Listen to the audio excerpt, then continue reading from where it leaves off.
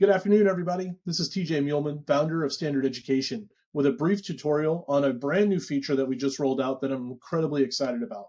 It's our Map Growth Uploader tool.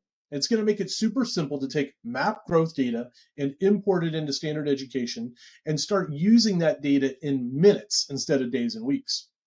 If you're not familiar with Map Growth, it's a benchmark assessment tool that's widely deployed around the country to help understand student progress. And when you combine that with attendance and behavior and grades, you can paint a really clear picture of student progress. This data is available at the district level, at the school and building level, and all the way down to the classroom level, where teachers can access that data in real time. So let me show you very quickly how it works. So I'm going to drag this file over here.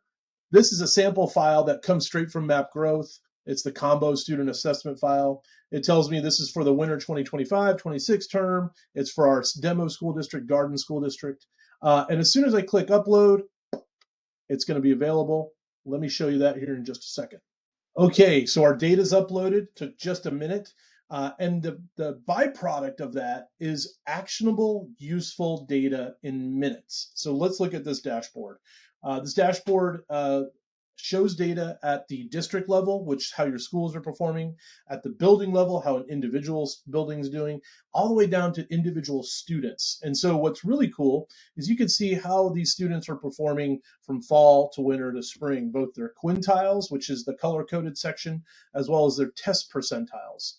I can drill into a student and see more information about how they're performing, and I can see that over time. So we have school districts with 3 and 4 years worth of map growth data. You can see that over the last 3 or 4 years, how they've ebbed and flowed, where their strengths and weaknesses are, and that data is available in real time. So this is a great new part of our platform. Reach out to us if you want more information. We'd love to chat. Thanks so much.